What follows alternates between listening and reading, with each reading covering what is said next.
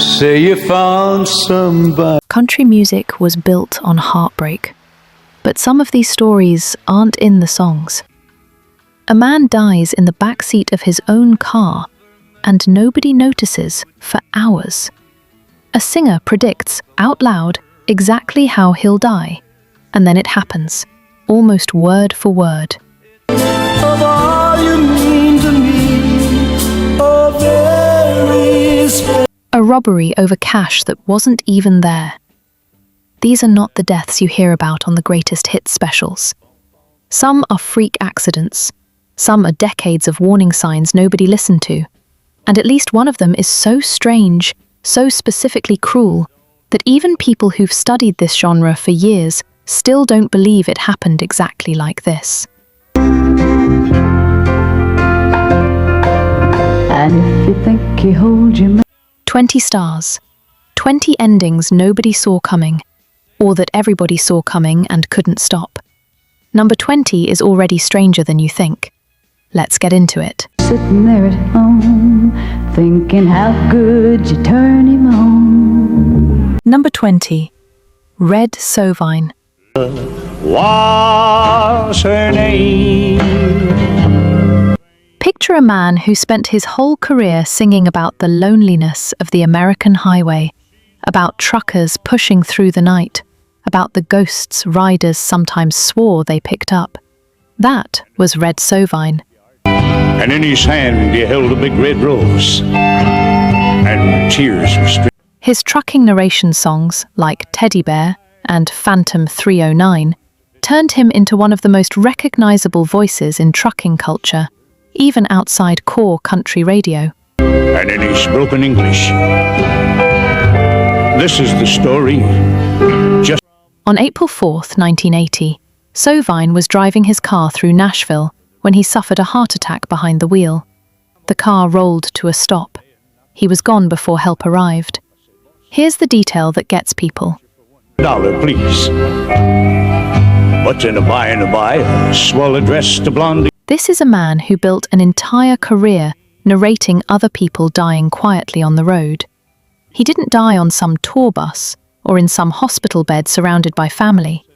He died exactly the way he described so many characters dying in his own songs, alone, in the driver's seat. One red rose.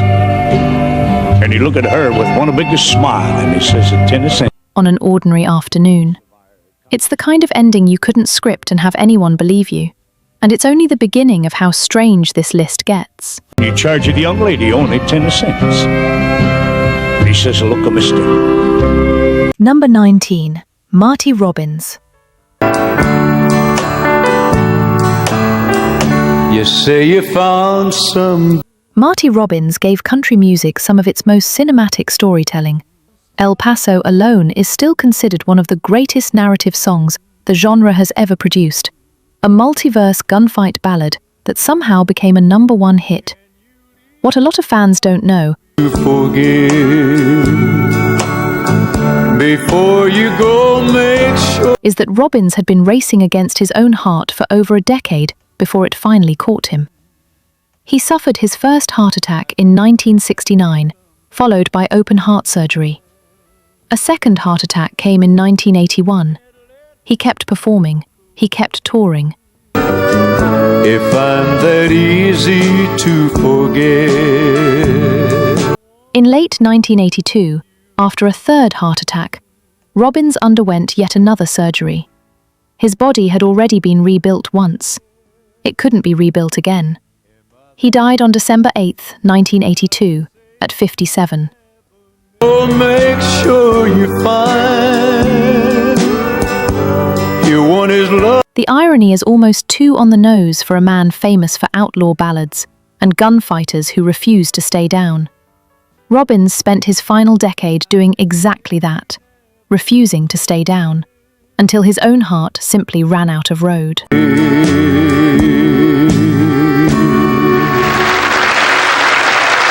Number 18. Faren Young. It's 4 in the morning. Faren Young helped define the honky-tonk sound of the 1950s, scoring hit after hit and eventually becoming one of the most successful chart artists of his era, respected enough in Nashville to be nicknamed the Singing Sheriff. But behind the hits was a man who spent decades fighting depression. I never deserved her, God knows. And by the mid-1990s, Young was dealing with declining health, financial pressure, and a body that could no longer keep pace with the career he'd built. On December 9th, 1996, Faren Young died by suicide at his Nashville home. He was 64.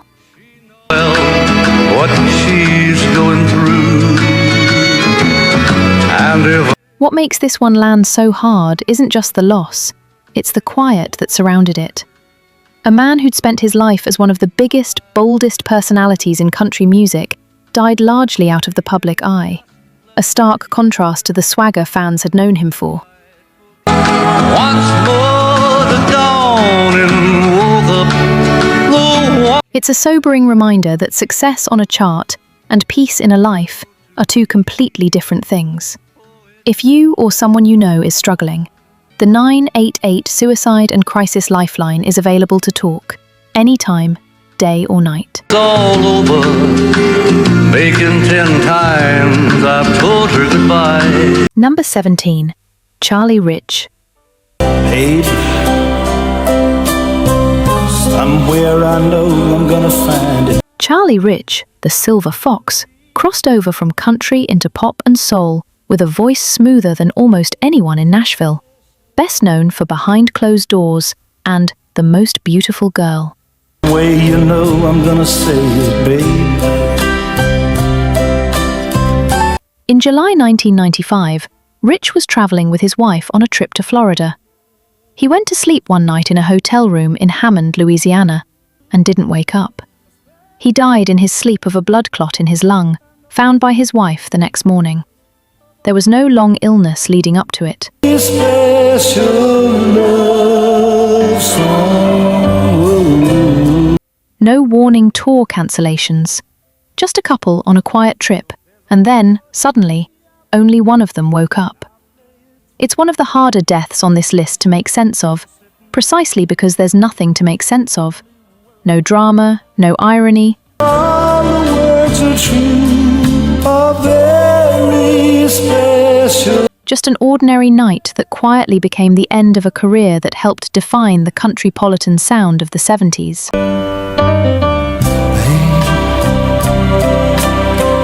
There's an answer. Number 16. Conway Twitty. Hear the stillness as it yields to the sound. Conway Twitty had more #1 country hits than almost anyone in the genre's history. A run that spanned decades and made him one of the most consistent hitmakers Nashville has ever produced. On June 4th, 1993, Twitty performed a full concert in Branson, Missouri.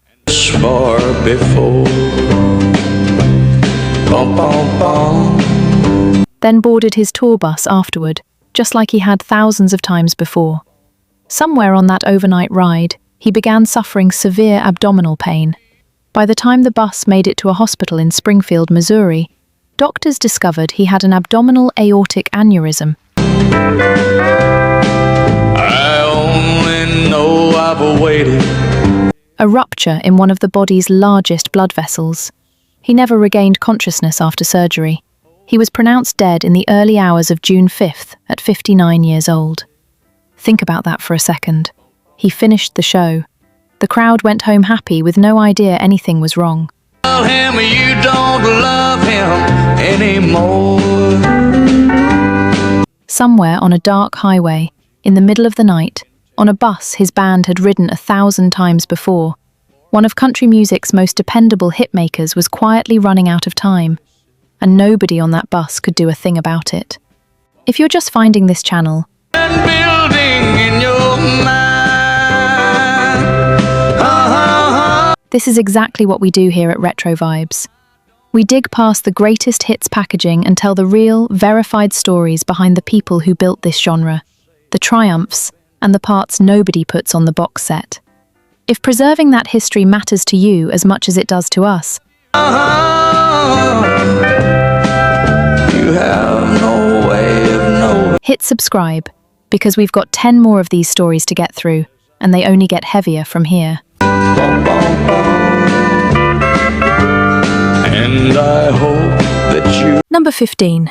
Mindy McCready.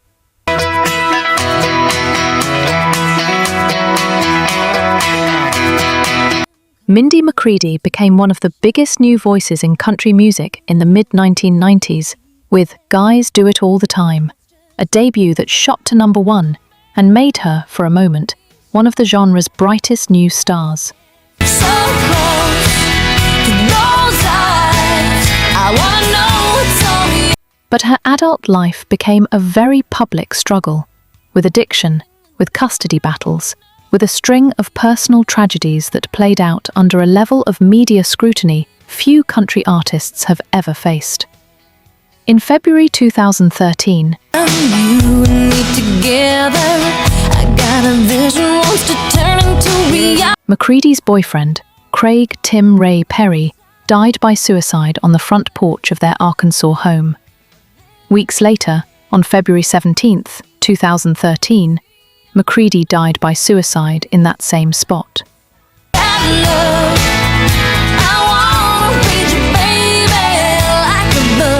There's a specific kind of grief in that detail.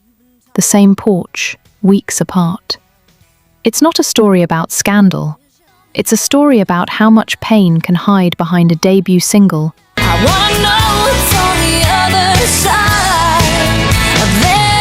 that once sounded like pure joy on the radio. If this is bringing anything up for you, please reach out. The 988 Suicide and Crisis Lifeline is free, confidential, and available right now.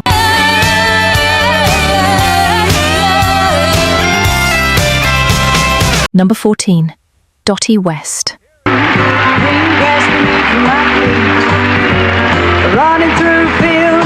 Dottie West wasn't just a hitmaker. She was a country music Hall of Famer, a Grammy winner, and one of the genre's most respected female voices, known for hits like Here Comes My Baby and the joy that the bluebird brings. Well, you love me. And her celebrated duets with Kenny Rogers. On August 30th, 1991, West was running late for a performance at the Grand Ole Opry when her own car broke down. Rather than miss the show, she accepted a ride from her 81-year-old neighbor. And nighttime brings a peaceful feeling.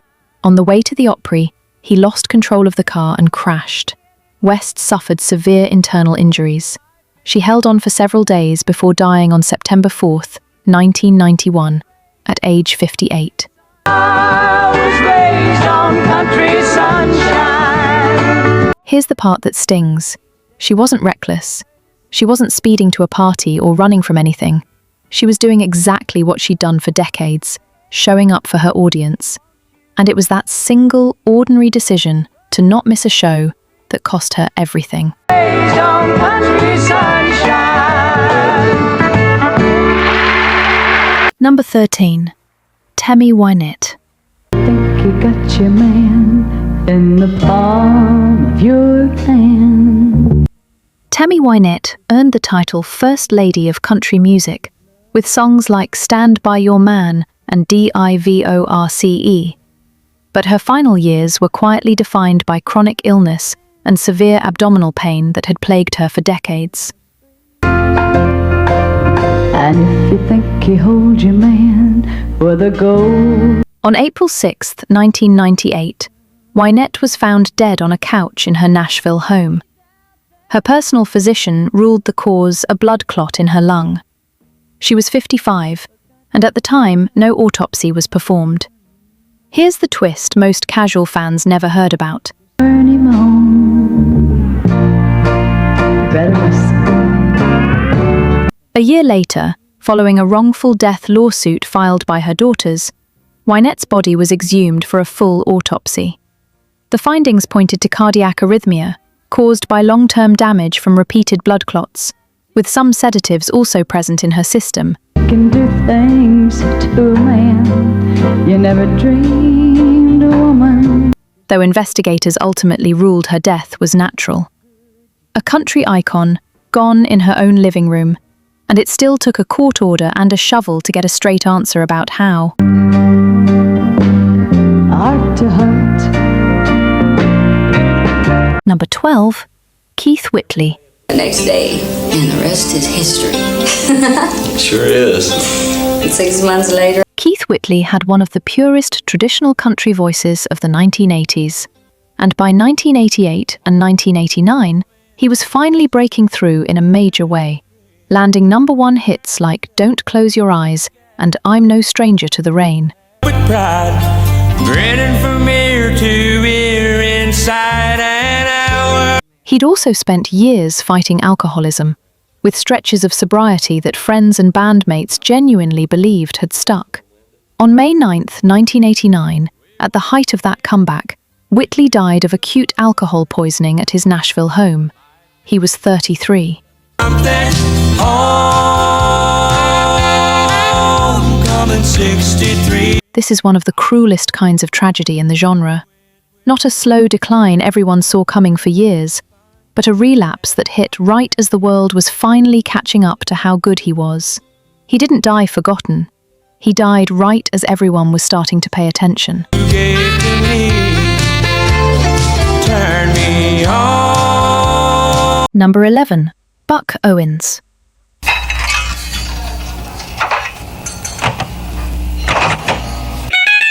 Buck Owens helped invent the entire Bakersfield sound, racking up dozens of #1 hits and later becoming a household name as co-host of Hee Haw for nearly 2 decades.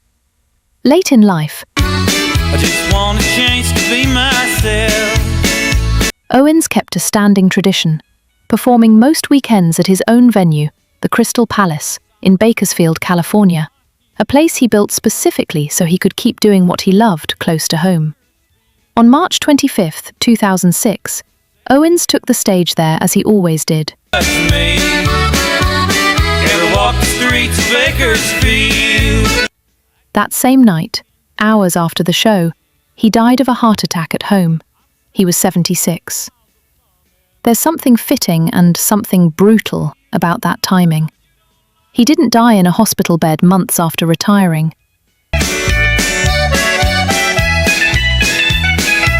He died the same night he was still doing the exact thing that had defined his entire life. On his own stage, in the town he loved, for people who'd come to see him one more time. Cisco. I spent a night there in the can. Number 10, Johnny Horton. Took a little trip along with Colonel Jackson down the mighty Mississippi. We took a little bacon and we took a little... Johnny Horton was riding the biggest wave of his career in 1960. The Battle of New Orleans had become a massive crossover smash, and hits like North to Alaska and Sink the Bismarck made him one of the genre's most in-demand storytellers. Here's where it gets genuinely eerie. For months before his death, Fired once more and they began to run it on down the Mississippi to the Gulf of Mexico. Horton reportedly told friends, including fellow singer-songwriter Merle Kilgore, that he had a strong premonition he would die young, and specifically that a drunk man would be the cause. He was so convinced that he tried to avoid performing at the Skyline Club in Austin, Texas, on November 4th, 1960. Our guns and the British kept coming. There wasn't as many as there was a while ago. We fired one.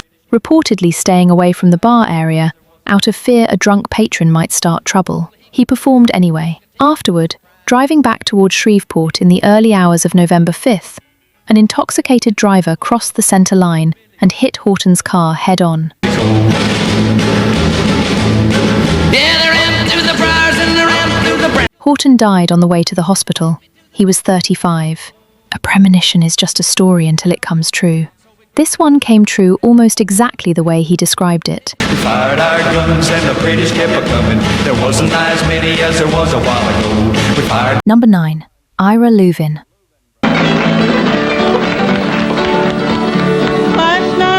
As one half of the Louvin brothers, Ira Louvin helped create some of the most influential vocal harmonies in American music, directly inspiring artists from Emmylou Harris to Gram Parsons and the Byrds. Ira's relationship with alcohol was violent and well documented, enough that it eventually ended his musical partnership with his brother Charlie in 1963. By 1965, Ira had reportedly been trying to get his life back on track. On June 20th, 1965, Ira and his wife Anne were killed instantly when a drunk driver crossed into their lane on a stretch of highway in Williamsburg, Missouri.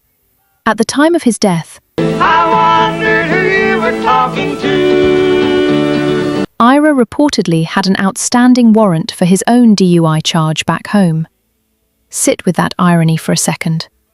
A man whose drinking had already cost him his musical partnership, his marriage stability, and nearly his life more than once. Killed not by his own hand, but by someone else doing the exact thing that had haunted his career for years.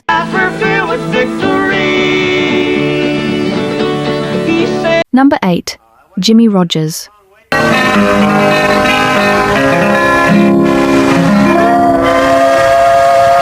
Before there was a Nashville sound, there was Jimmie Rodgers, the father of country music, whose blend of blues, yodeling, and rural storytelling essentially built the genre from scratch in the late 1920s.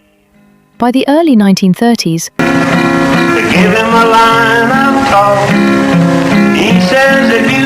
Rodgers was dying of tuberculosis, a disease he'd battled for years while still touring and recording to support his family.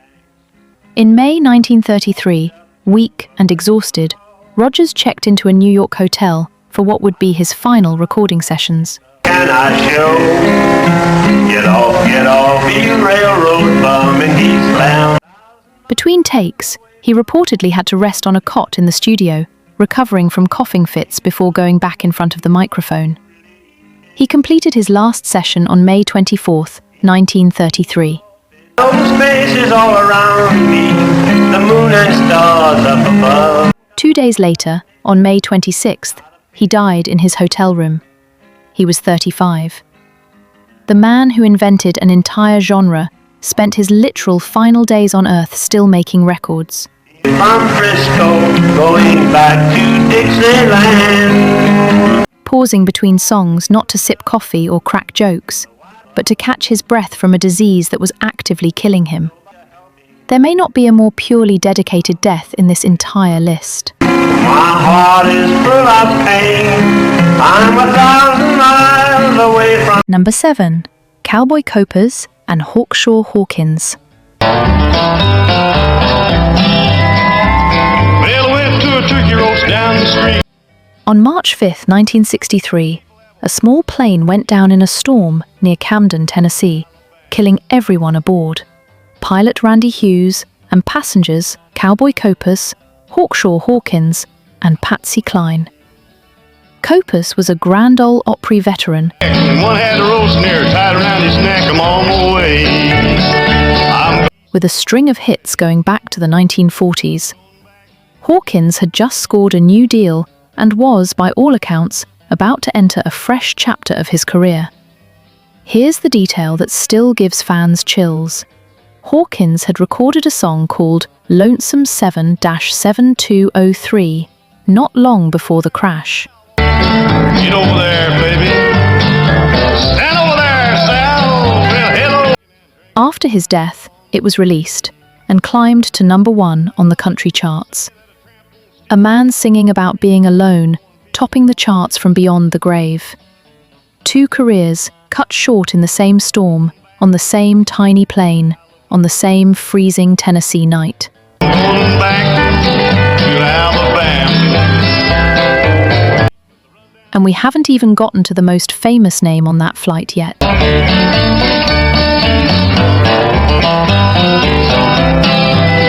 Number 6.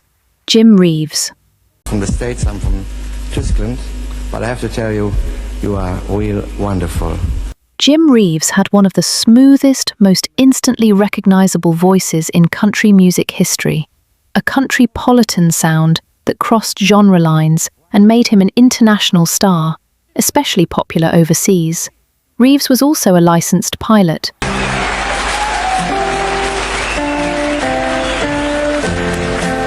And on July 31st, 1964, he was flying his own small plane back to Nashville from Arkansas when he ran into severe thunderstorms.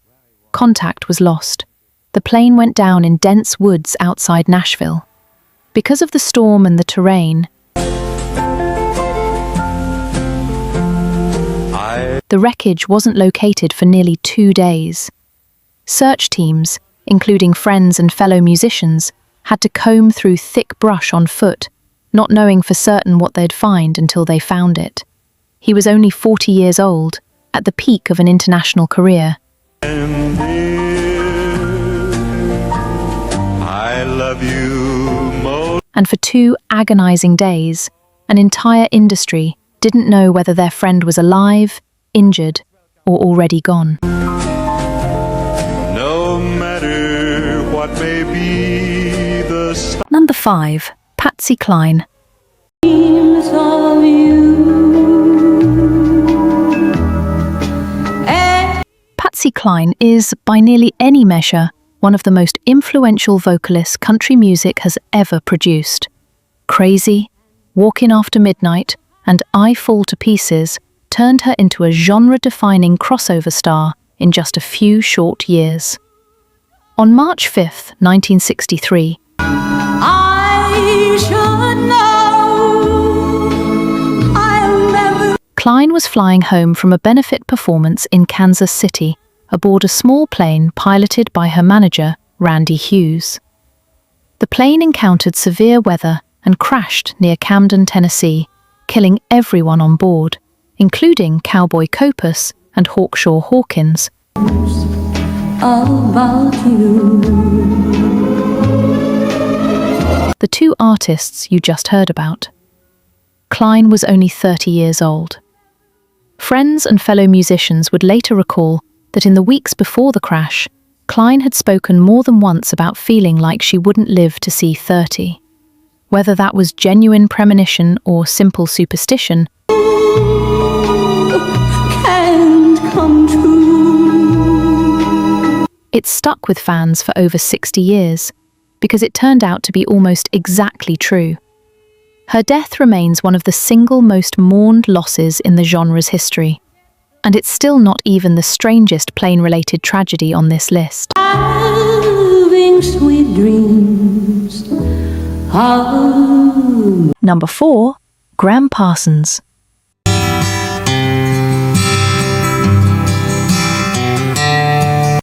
Gram Parsons never had a massive chart hit in his lifetime, but as a member of the Byrds and the Flying Burrito Brothers, he essentially created country rock as a genre, directly influencing everyone from Emmylou Harris to the Eagles.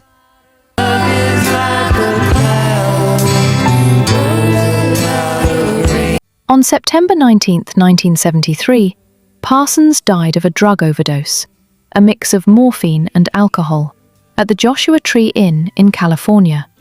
He was only 26.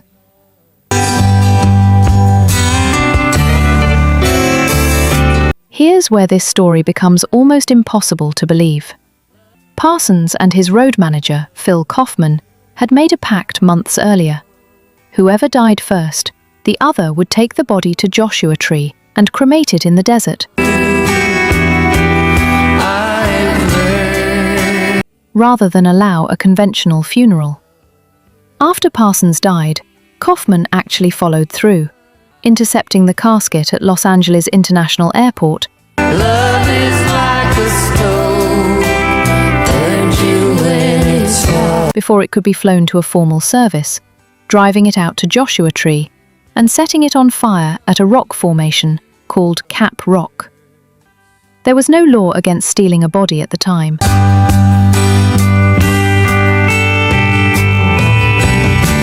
Kaufman was fined $750. A pioneer of an entire subgenre, and his own funeral became one of the strangest true stories in music history. A promise between friends, kept literally in the middle of the desert, against the wishes of his own family. Number 3. Spade Cooley. Spade Cooley, king of Western swing. Spade Cooley was Hollywood's self-proclaimed king of Western swing, a chart-topping fiddler and band leader who also worked as an actor and had his own television show at the height of his fame in the 1940s and 50s. In 1961, Resign. If only Miss Molly would say that she'll be mine. Ho, ho, ho, me. Cooley was convicted of murdering his wife, Ella May, in front of their teenage daughter. He was sentenced to life in prison. By 1969, after years as a reportedly model inmate, Cooley had been approved for parole, set to take effect in February 1970. 3 months before that release date, he was granted a short furlough to perform at a benefit concert for a California Sheriff's Association. He played. The crowd gave him a standing ovation, and then, backstage, The sun is dim a spell, but when she laughs, her voice is like a little silver bell. Ho, ho, ho, me. only minutes later, Cooley suffered a fatal heart attack and died, just months away from walking free. A convicted killer given one final standing ovation from an audience that, for one night, chose to remember the music instead of the murder. Miss Molly, won't you say you love me too? Now listen here, Miss Molly, I told you that. And then collapsing before he ever got to actually go home. It's one of the darkest, strangest full-circle stories in this entire genre.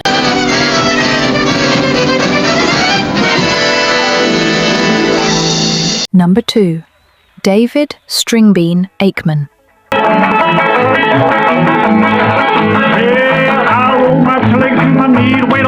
Stringbean wasn't just a banjo virtuoso. He was one of the most beloved comedic performers in country music, a Grand Ole Opry regular, and a founding cast member of Hee Haw, known for his exaggerated overalls costume and gentle, old-fashioned humor. Offstage, Akeman and his wife Estelle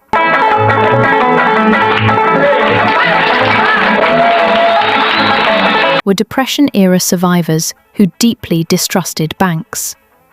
A rumor spread that Stringbean kept large amounts of cash hidden at home. On the night of November 10th, 1973, the couple returned from a performance at the Grand Ole Opry to find their cabin had been broken into. 2 men, cousins who'd heard the rumor, were waiting inside.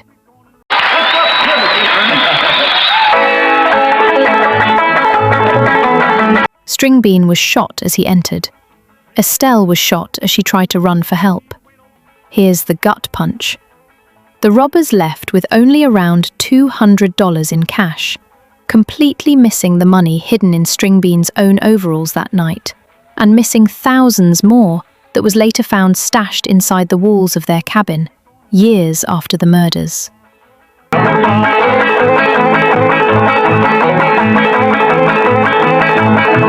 Two people killed over cash the killers never even found.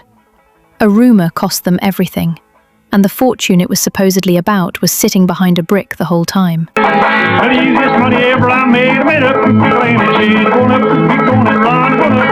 Number 1. Hank Williams Sr.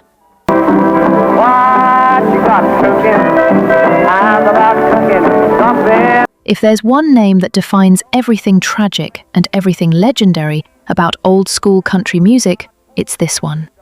By 1952, Hank Williams was already one of the most successful and influential songwriters the genre had ever produced.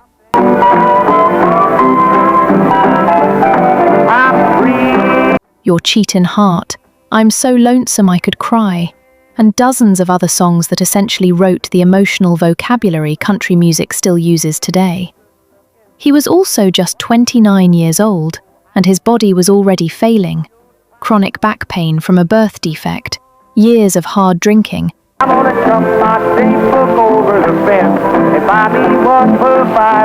and a growing dependence on painkillers, including chloral hydrate.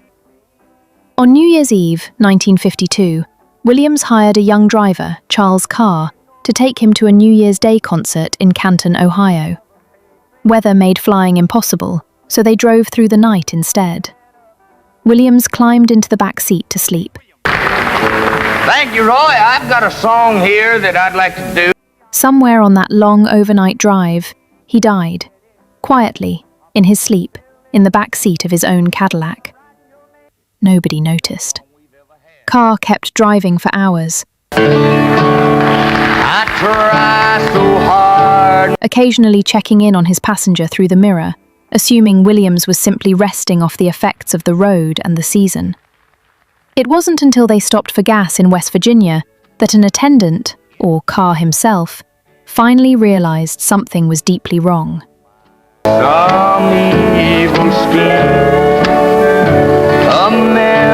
By the time anyone confirmed it, Hank Williams, the single most influential songwriter in the history of this genre, had already been gone for hours, alone, in the back seat, on a highway. Why can't I free your doubtful? On his way to a show he would never get to play.